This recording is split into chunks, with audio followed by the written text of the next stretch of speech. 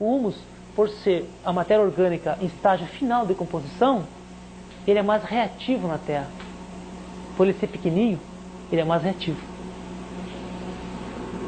Essa questão de humus pode levantar, que eu sei que tem que ser bem explicada, porque a primeira vez assim, fica difícil de se entender, eu sei.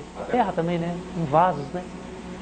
E sendo que o humus é superior, ou seja, o adubo da minhoca é humus.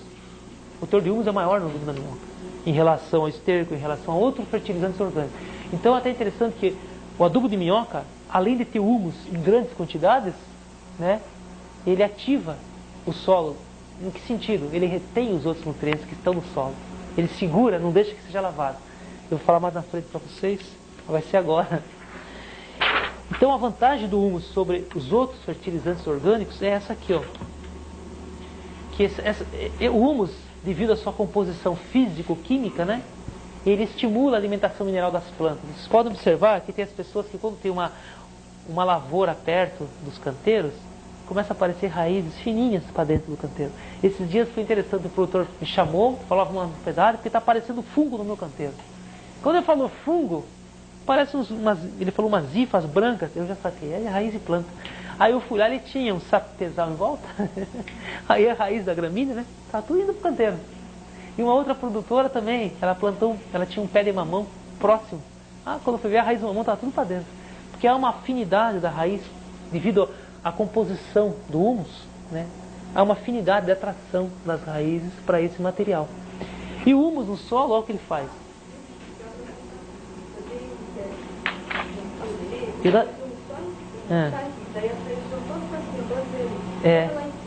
Até foi interessante, eu fiz uma adubação em cova de milho. Eu adubei o milho na cova, no suco, né? No suco. E notei que a planta, a raiz se concentrou nesse ponto. Teve um produtor que falou para mim que ele fez o contrário, né? Ele plantou milho e depois ele colocou em cobertura ao lado do pé. Aí as raízes, como ela comentou, ficaram tudo em superfície, ficaram tudo assim bem próximo ao humus. Então realmente essa atração se dá devido ao fato do humus ter esse tamanho pequenininho, ele é reativo, então ele atrai a raiz da planta. Então quando eu falo humus, eu quero dizer o seguinte, que existe humus no esterco. Só que para o esterco aumentar essa quantidade, a natureza vai demorar muito mais tempo.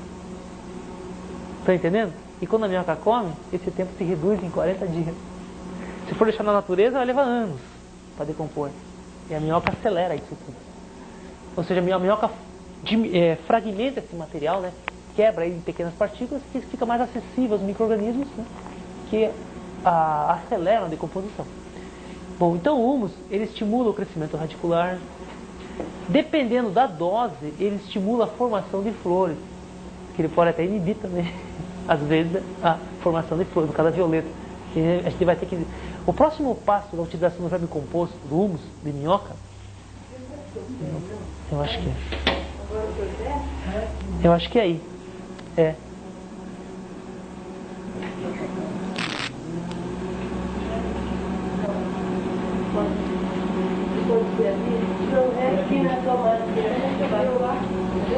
Acendeu. Não, é que eu deixei no ventilador. Então o próximo passo, assim, em função do adubo da minhoca, vai ser determinar quais as doses deverão ser feitas para cada cultura, né?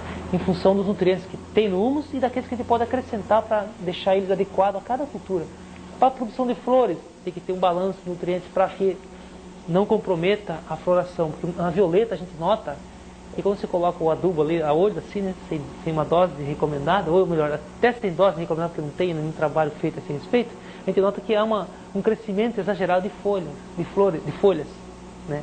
Então isso para hortaliças de folha verde é bom por humus assim, uma quantidade até, é bom se você chegar numa quantidade adequada, né? Mas não tem problema se for no excesso. Agora, para quem vai produzir flores, já compromete. A gente vai ter que fazer um trabalho para determinar qual a dose adequada para as flores, para poder ganhar esse mercado. Que para flores compromete um pouquinho. Bom, em função também dele ser muito pequenininho, ele reage com os micro-organismos do solo. Então eles reagindo com os micróbios do solo, os micróbios degradam os nutrientes e passam para a planta. Por isso então que o humus tem um efeito até de melhorar a eficiência dos adubos na terra. Então, o fertilizante, o composto, o verme composto, que chama humus de minhoca, você vê que ele, além de fornecer nutrientes, devido a ele ser muito pequenininho, ele segura os outros nutrientes ao seu redor. Ele funciona como um catalisador, como um aditivo, né? Porque quando eu aumento a quantidade de humus na terra, o que acontece? Eu aumento a retenção desses nutrientes. A chuva vem, não consegue tirar ele, porque ele está ligado naquela força que eu falei, precisa da colherinha. Ele retém os nutrientes igual a colherinha do café, que fica aquela gotinha ali, não fica? Só a raiz da planta tem a força de extrair do humus esses nutrientes. Então ele funciona como um reservatório, ele retém esse material. Se você tiver pouco humus, o que acontece? A chuva vem e lava.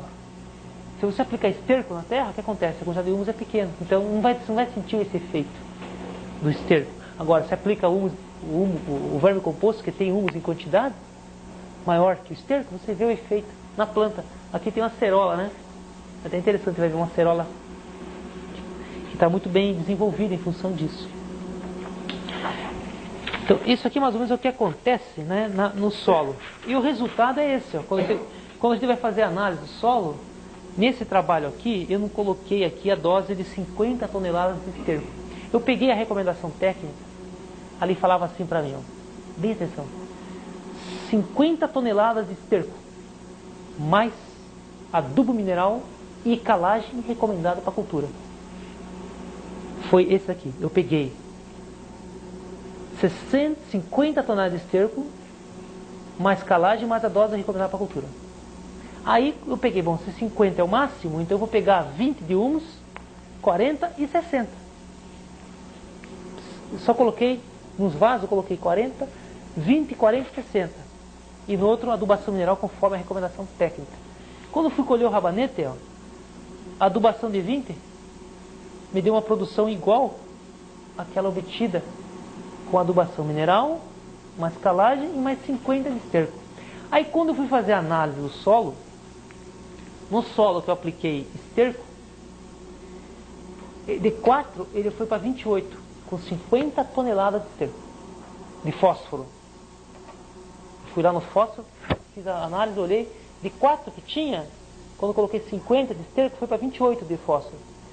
Quando eu coloquei 20 de humus, foi para 83. Quando eu coloquei 40, foi para 125. Entende? Então quer dizer que entre 20 e 40 seria a dose, que depois dá aquela curva de queda, né? Seria a minha dose limite que eu posso aplicar por rabanete. Então, naquela